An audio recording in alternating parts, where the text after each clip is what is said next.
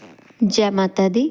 हर हर महादेव। दोस्तों, आपका बहुत बहुत स्वागत है मेरे चैनल मेरी प्यारी कालका माँ में। दोस्तों, आज का जो विषय है वो बहुत से लोगों के साथ होता है जो सोचते हैं कि ऐसा क्यों हो रहा है, और अन्य व्यक्ति भी उन्हें देखते हैं कि इनके साथ ये क्या हो रहा है। तो पूजा करते समय कुछ व्यक्तियों को रोना आता है, वो क्यों आता है, इसका क्या कारण है, और यदि आंसू भक्ति में आ रहे हैं तो उनसे क्या होता है। आज हम इसी विषय पर बात करेंगे।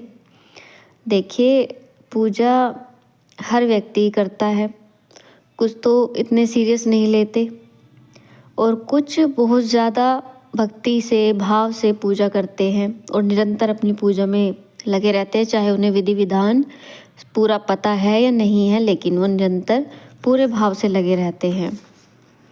और उनके भाव भी इस तरीके के होते हैं कि जैसे किसी वास्तविक व्यक्ति के लिए आते हैं। इतना समर्पण भाव उनका होता है कि उनके रोम रोम में उनके इष्ट देव समाये होते हैं और इतना प्रेम वे अपने इष्ट से करते हैं। और चाहे कैसी भी परिस्थिति हो, वे हर परिस्थिति में अपने इष्ट को ध्यान में रखते हैं। और यदि कहीं पर बात हो या वे पूजा कर रहे हो तो वे भावुक हो जाते हैं और वे हर वक्त यही सोचते रहते हैं कि हम अपने इष्ट से इतना प्रेम करते हैं तो वे हमारे से दूर क्यों हैं। इस तरीके के भाव उनके मन में आते हैं। इतना करुणा भाव, इतना समर्पण भाव उत्पन्न हो जाता है कि वे स्वयं को संभाल ही नहीं पाते। उन पर कोई नियंत्रण स्वयं का नहीं रहता और आंसू बहने प्रारंभ हो जाते हैं, क्योंकि वे अपने इष्ट से अपने आप को अलग नहीं रखना चाहते। और यदि ऐसे भाव की स्थिति है तो वो व्यक्ति सामान्य व्यक्ति नहीं रह जाता। और जब अन्य व्यक्ति उनको देखते हैं तो उन्हें पागल बताते हैं या मानसिक रोगी बताते हैं। और देखिए, पूजा करने वाले मानसिक रोगी नहीं होते। ये जो रोने का जो विषय है वो ये है कि वे अपने इष्ट की ऊर्जा से जुड़े हुए होते हैं।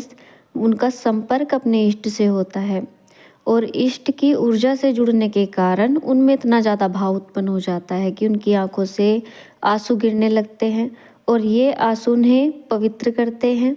और उनके इष्ट के प्रेम में जितने भी आंसू गिरते हैं वो कभी व्यर्थ नहीं जाते। हर एक आंसू हर एक बुरे कर्म को काटता है जो आपसे जुड़े हुए होते हैं। यदि उनका फल हमें बहुत ज़्यादा भुगतना होता है तो वो नहीं आपको भुगतना पड़ता। आपके बुरे कर्म ऐसी अवस्था में कटने लगते हैं। और देखिए, ये सब कुछ वही व्यक्ति अनुभव करता है जो पूरी भक्ति में होता है, जिसका पूरा समर्पण भाव होता है। और इस चीज़ का अंदाज़ा अन्य व्यक्ति नहीं लगा सकते कि भक्त कैसी परिस्थिति में है और उसकी भक्ति का स्तर क्या है। कोई अन्य व्यक्ति उसे देखकर नहीं बता सकता, सिर्फ बात ही बना सकते हैं या मजाक बनाते हैं। तो वे कभी नहीं जान सकते इस बात को। सच्ची भक्ति वही भक्ति है जिसमें हृदय द्रवित हो जाए और प्रभु के लिए आपके मन में ऐसे भाव हों अपनेपन के। जो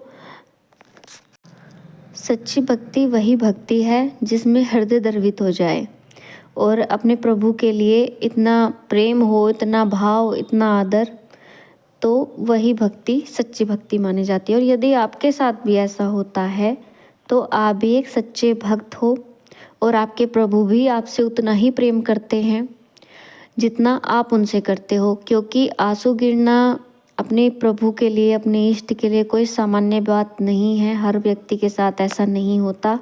उनके साथ ही होता है जिनका कनेक्शन उनके इष्ट के साथ जुड़ा हुआ होता है। और आपको समझ जाना चाहिए कि आप भी एक सच्चे भक्त बन चुके हो और ये आपका जो नाता है वो इस जन्म का नहीं, जन्मों जन्मांतरों तक का बन जाता है। और एक समय बाद आप इन सब चीज़ों से बहुत ऊपर उठ जाते हो और आप अपने इष्ट के चरणों में सदा के लिए चले जाते हो। कुछ व्यक्ति सोचते हैं कि हमने तो कभी पूजा ही नहीं की माता काली की, तो हम पर सवारी क्यों आ रही है और माँ की इतनी कृपा हम पर क्यों है। तो इसका सीधा सा जो कनेक्शन है वो ये है कि आपने अपने पूर्व जन्म में माँ को इतना मनाया था, इतनी भक्ति की थी, उन्हें उनकी इतनी सेवा की थी कि वो इतनी प्रसन्न आप पर हुई थी, ऐसा संबंध आपका उनसे जुड़ चुका था कि वो इस जन्म में भी आपके साथ हैं और वे आपको चाहती है कि आप वहीं से अपनी भक्ति प्रारंभ करो और आगे बढ़ो।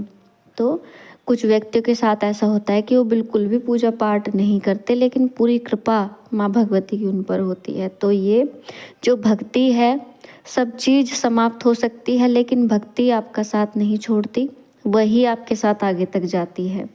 और एक समय बाद आप अध्यात्म की इतनी ऊंचाइयाँ छूते हो, इतनी ऊंचाइयाँ छूते हो कि फिर आपके लिए हर चीज़ व्यर्थ हो जाती है संसार की, और एक समय के बाद आप मुक्त हो जाते हो।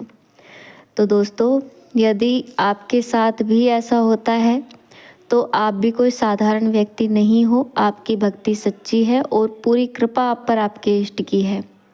और अब मैं अपनी बात को यहीं समाप्त करती हूँ। आप अपनी पूजा पाठ में ऐसे ही लगे रहे, माँ भगवती कृपा आपको प्राप्त हो, आपके सभी कार्य बने। मिलती हूँ आपसे एक नई जानकारी के साथ अपनी अगली वीडियो में। जय माता दी, हर हर महादेव।